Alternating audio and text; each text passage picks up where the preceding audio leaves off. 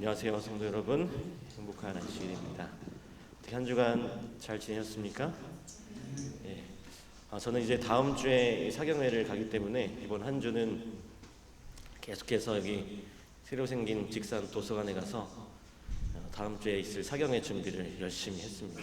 하루에 한 5시간씩 했는데 이번 주제가 이제 성소에 관한 주제거든요. 재림신앙의 심장, 재림교회 신앙의 심장이라고 하는 이 책자가 우리 저 뒤에 보시면 있습니다. 우리 좀 그 책이 이제 그냥 영어 논문을 그냥 번역한 거라 좀 읽기가 어려우시고 굉장히 속도가 안 나가는 이런 책이지만 이제 제가 사경회에서 이제 돌아오면 저희 교회도 이제 사경회를 제가 할 거기 때문에 한 번씩 읽어보시면 좋을 것 같습니다.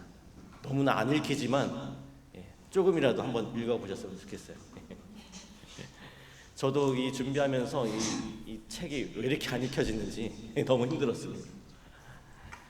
아무튼 이 성소를 계속해서 공부하다 보니까요, 방금 우리가 부른 이 찬미처럼 예수님보다 더 귀한 존재가 없다는 것을 다시 한번 느끼게 되었습니다.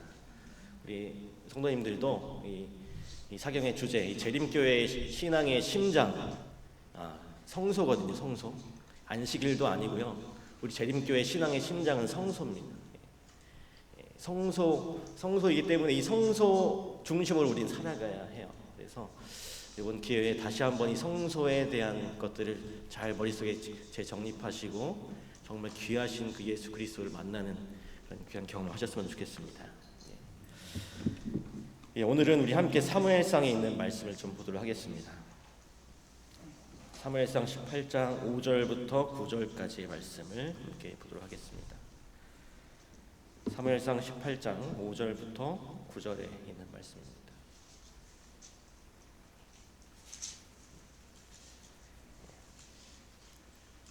(5절부터) 9절에 있는 말씀 우리 다 함께 읽겠습니다. 시작.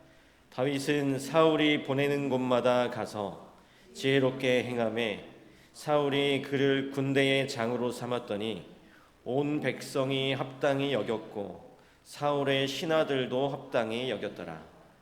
무리가 돌아올 때 곧 다윗이 블레셋 사람을 죽이고 돌아올 때에 여인들이 이스라엘 모든 성읍에서 나와서 노래하며 춤추며 소고와 경쇠를 가지고 왕 사울을 환영하는데 여인들이 뛰놀며 노래하여 이르되 사울이 죽인 자는 천천히요 다윗은 만만이로다 한지라. 사울이 그 말에 불쾌하여 심히 노하여 이르되 다윗에게는 만만을 돌리고 내게는 천천만 돌리니 그가 더 얻을 것이 나라 말고 무엇이냐 하고 그날 후로 사울이 다윗을 주목하였더라. 우리가 너무나 잘 아는 성경의 사건이죠. 여러분 혹시 남을 시기하고 질투해 보신 적 있으십니까? 우리 모두가 다 교양인이라 대놓고 시기 질투는 하지 않지만 속으로 시기하고 질투해 본 경험이 다들 있으실 것입니다. 질투의 마음이 내 마음을 사로잡을 때 여러분 어떤 것을 경험하시나요? 이 시기와 질투가 내 삶을 어떻게 만든가요? 더 평안하고 더 행복하게 만들고 더 윤택하게 만들던가요? 아니면 반대로 내 마음을 상하게 하고 관계가 틀어지게 만들던가요? 후자죠.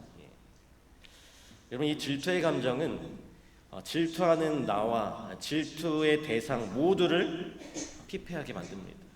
불행하게 만들어요. 오늘 우리가 읽은 이 본문의 말씀은 다윗이 골리앗을 쓰러뜨린 후에 사울과 함께 이제 승리의 개선 퍼레이드를 할 때 벌어진 일이죠. 아주 수많은 인파가 그 자리에 모여 있었습니다. 그리고 전투에서 이제 승리하고 돌아온 사울과 이제 다윗 군사들을 열렬히 환영했습니다. 그런데 그때 그 환영의 인파 속에서 이 사울 왕의 귀를 거스르게 하는 한 소리가 들리죠.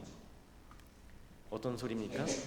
사울이 죽인 자는 천천히요 다윗이 죽인 자는 만만이라. 이 왕이 자신 사울보다 이 장수였던 다윗을 칭송하는 소리가 이 광장에 울려 퍼지기 시작한 것입니다. 이 소리를 듣고 이 사울이 크게 분노했습니다. 그리고 사울은 순간에 그 감정으로 멈추지 않고 그때부터 이제 다윗의 인기와 능력을 질투하기 시작하죠. 여러분, 우리 사무엘상 18장 9절의 말씀, 여기 보니까 뭐라고 기록되어 있습니까?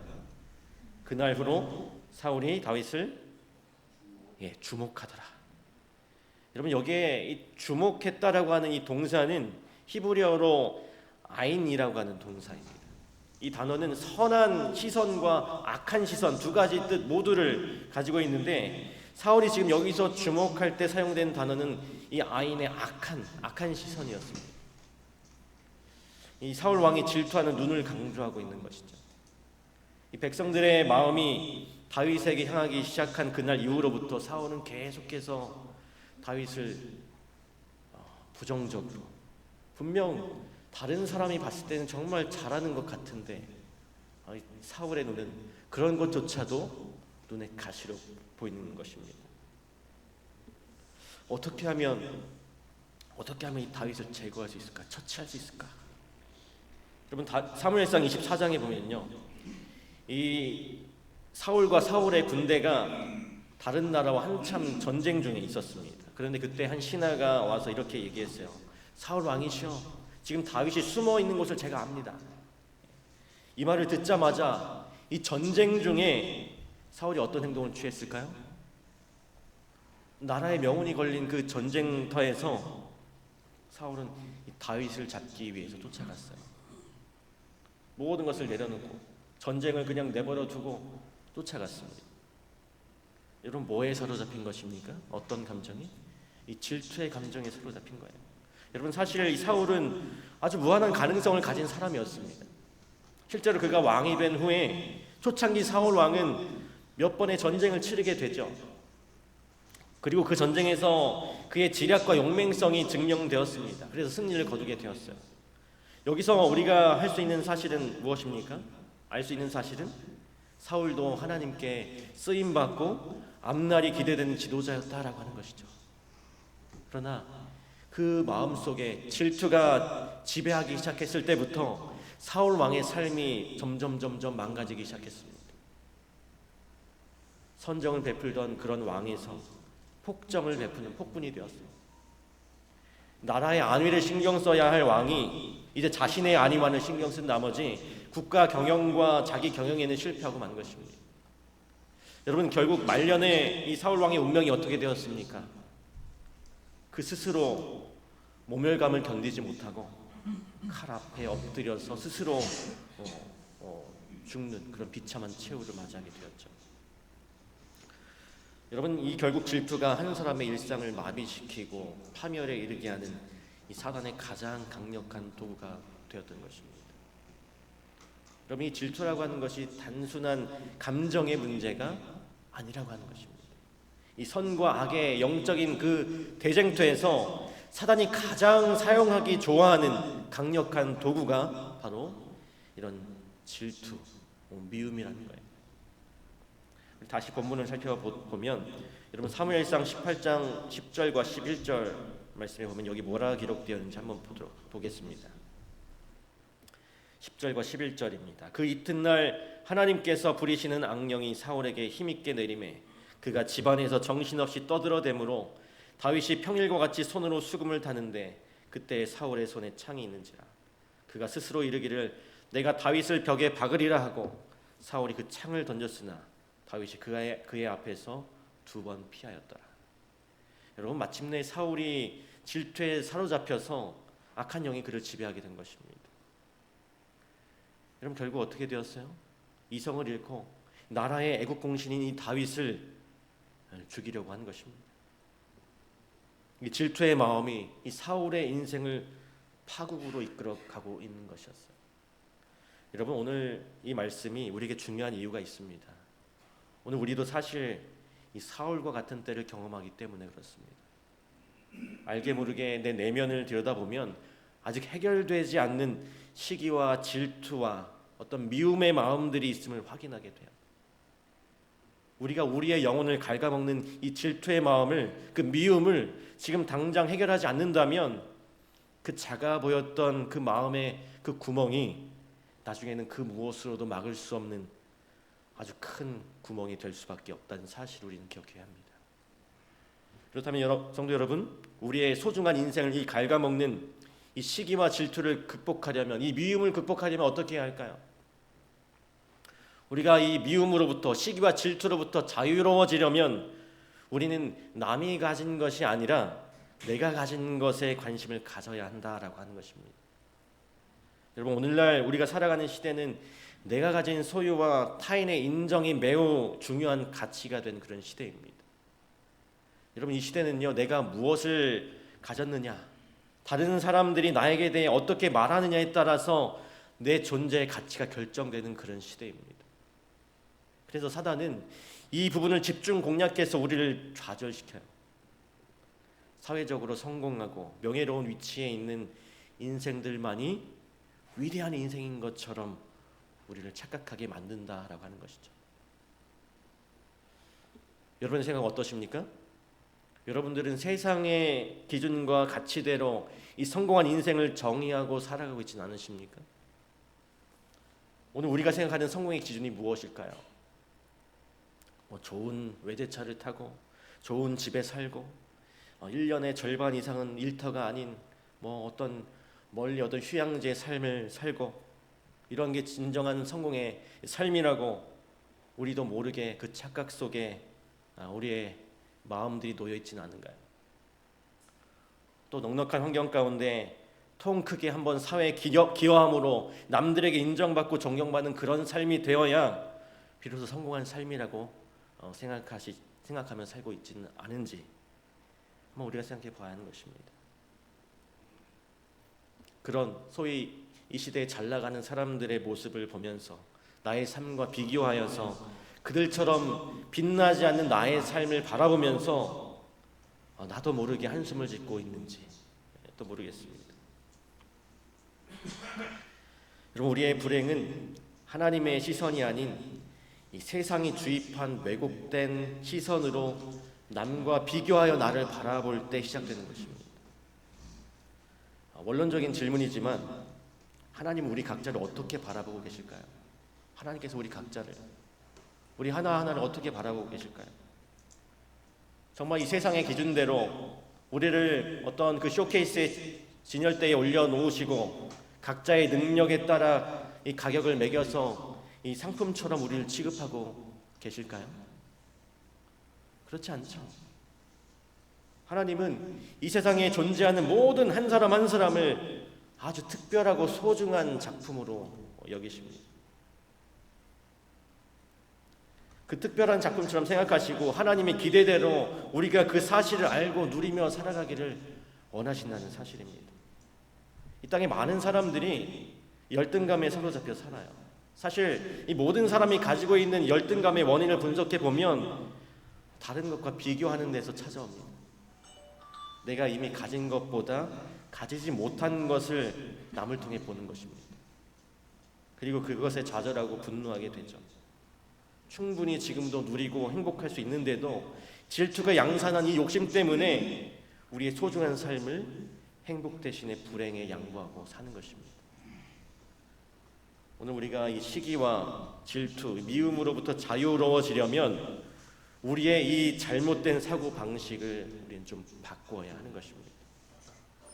우리를 오늘 이 세상의 어떤 상품처럼 취급하지 말고 하나님의 창조의 섭리와 하나님의 그 놀라운 계획대로 나를 이 세상에 정말 하나밖에 없는 작품으로 내 자신을 이해해야 한다라고 하는 것입니다.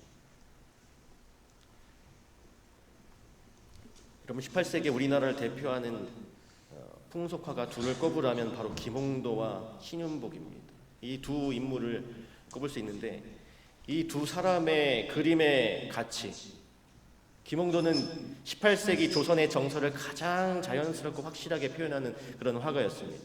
서민적인 화가였어요. 반면에 신윤복은 아주 귀족적이었습니다. 그의 작품이. 그리고 유머와 해악이 흘러넘치는 해학적인 풍속화의 대가였어요.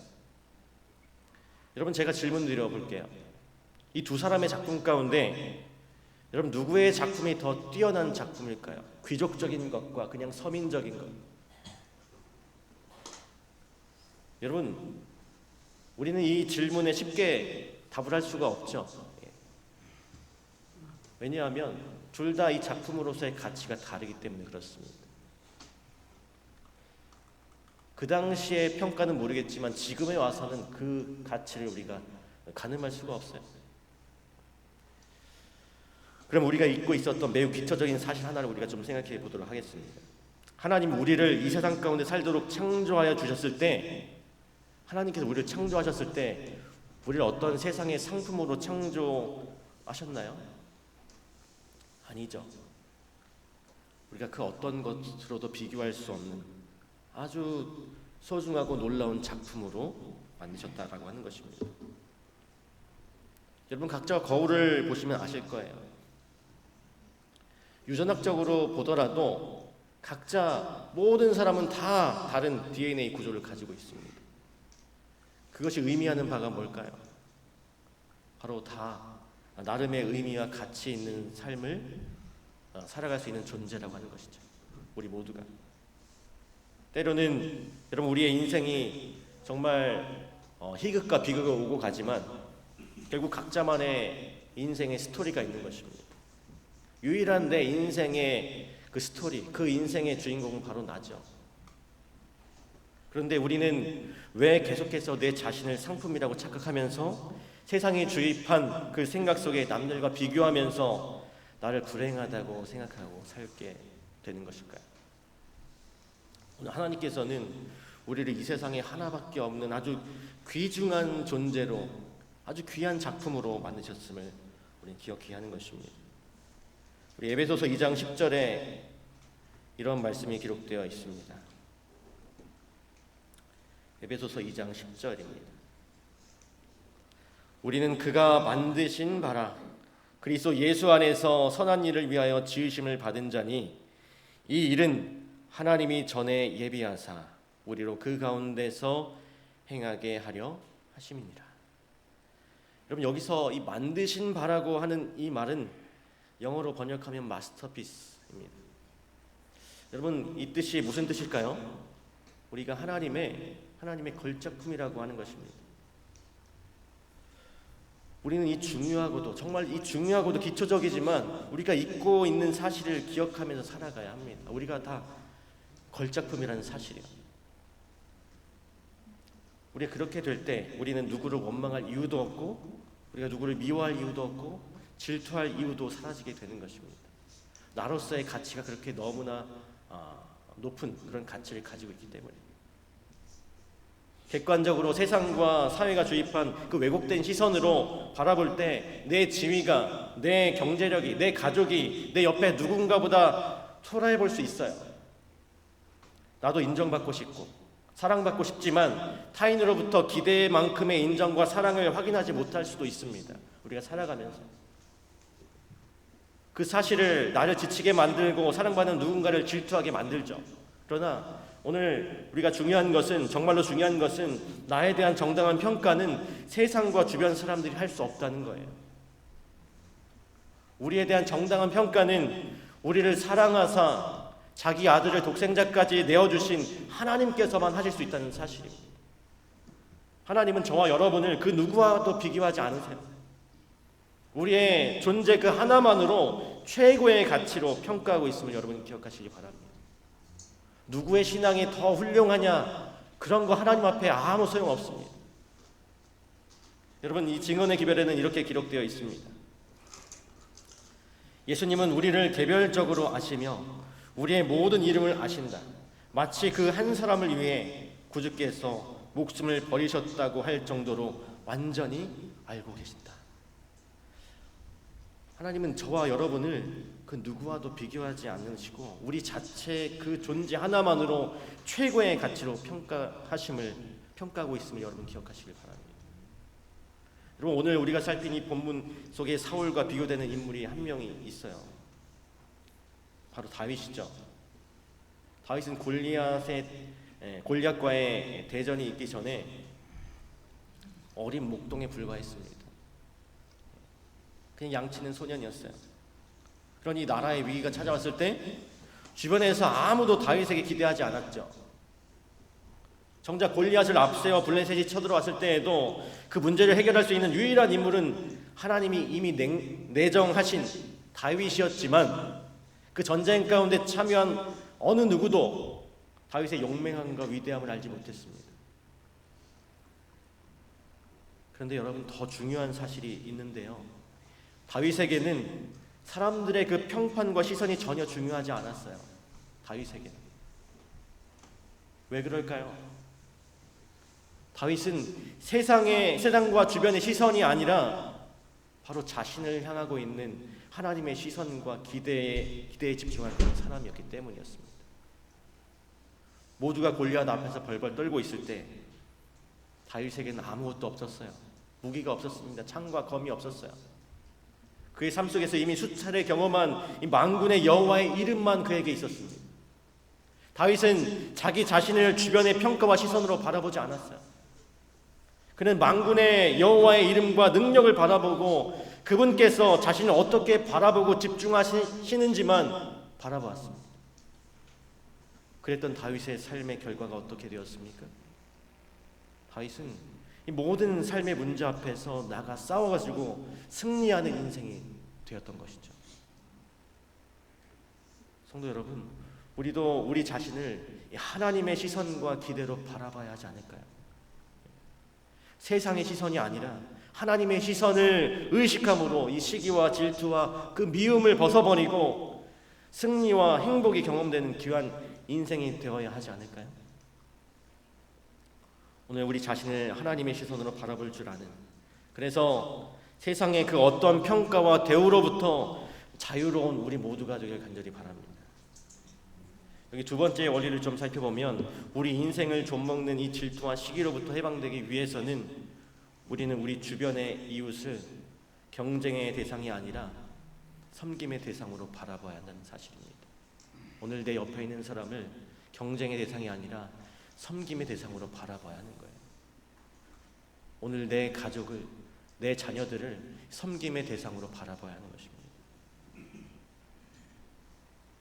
여러분, 테레사 수녀에 관한 일화가 있는데요. 어느 날 한 사람이 와서 어린아이의 이 테레사 수녀가 어린아이의 고름을 입으로 빨아내는 그런 치료를 하고 있는데 이 테레사 수녀에게 이렇게 질문합니다. 수녀님, 왜 이렇게 고생하세요? 수녀님도 사실은 부족함 없이 살고 있는 사람들이 다 부러우시고 한 번쯤은 질투해 보신 적 있으시죠? 이렇게 물어봅니다. 이때 테레사 수녀가 뭐라고 얘기했을까요? 인간적으로 그냥 네, 그렇습니다라고 대답하지 않았어요. 이 테레사 수녀가 너무나도 단호했습니다. 단호하게 이렇게 대답합니다. 무슨 말이요? 허리를 굽히고 섬기는 사람에게는 위를 쳐다볼 시간이 없습니다. 위를 쳐다볼 수 없으니까 어떤 마음이 없다는 거예요? 질투할 시간, 미워할 시간, 시기할 시간이 없다는 것입니다. 그렇습니다. 이 만나는 모든 사람들을 경쟁과 비교의 대상이 아니라 이 섬김의 대상으로 생각한다면 우리의 마음속에 그 질투와 시기와 미움의 마음이 자리 잡을 공간이 없다라고 하는 것입니다. 여러분, 정상적인 부모가 자기 자신의 그 자녀를 시기하며 질투하는 거 보신 적 있으십니까? 없으시죠? 자녀를 질투하는 그런 부모는 없을 것입니다. 여러분, 그 이유가 뭘까요? 자녀는 의뢰 어떤 대상이기 때문에요? 무조건 내가 사랑해야 하는 존재이기 때문에, 내가 섬겨야 하는 그런 존재이기 때문이죠.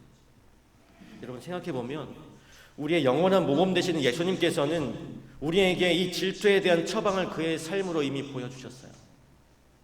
여러분, 예수님의 공생의 기록 가운데 누군가를 시기 질투했다는 기록이 있습니까? 없습니까? 찾아볼 수 있어요? 없습니다. 인간으로 이 땅에 오신 예수님은 오직 그의 믿음의 시선을 사람이 아닌 하나님께 고정했습니다. 그리고 만나는 모든 사람을 경쟁과 비교의 대상이 아니라 자신이 목숨을 바쳐서 섬겨야 하는 그 대상으로 바라보셨어요. 오늘 우리가 이 시기와 질투를 극복하는 유일한 방법은 우리의 이 왜곡된 시선을 바꾸는 것임을 기억하시기 바랍니다.